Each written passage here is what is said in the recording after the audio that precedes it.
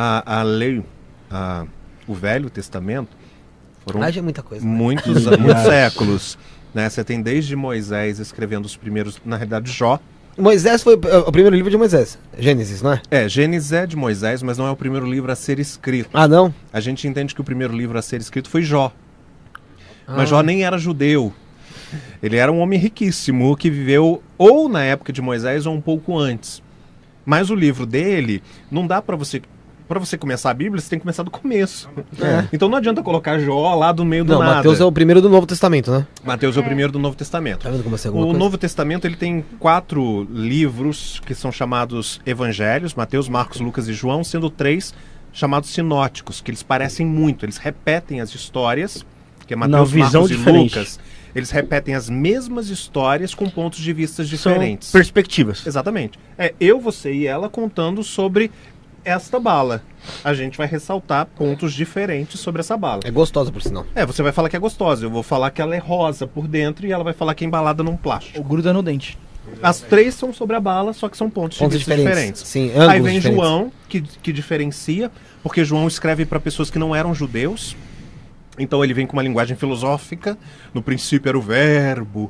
Ele está falando para a galera que estudava filosofia. Sócrates, Platão, você tá entendendo? Essa vibe ali.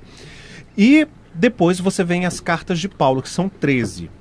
As cartas de Paulo no Novo Testamento não estão pela ordem que Paulo escreveu, estão da maior para menor. Então ela foi colocada de forma didática. A maior carta que ele escreveu foi Romanos. As menores, Tito e Filemão. São alguns versículos, um bilhetim, não são nem carta, é um bilhetim. Um post-it. Um post-it. E a Bíblia, ela termina sem abrir margem para novas coisas, como se Deus não se manifestasse mais, como se... Então, quando você tem o imperador Constantino, o Império Romano na época de Jesus estava dividido em tetrarquias. Então você tem a tetrarquia de Filipe, você tem de Herodes e tudo mais. Aí no ano 300, você tem Constantino, que ele resolve fazer guerra entre os seus pares para tornar o Império Romano um só e ele como único líder, como havia sido antes o mundo na época de Alexandre o Grande com o Império Grego. Então Constantino, ele começa a fazer guerra contra os seus amigos para tomar o império todo só para ele. Com o passar do tempo em guerras, ele perde soldados demais e ele precisa de mão de obra. Qual era a mão de obra que mais crescia naquela época? Os cristãos. Então, no ano 313, Constantino vem a público, diz que teve uma visão e ele se converte ao cristianismo. Mentira.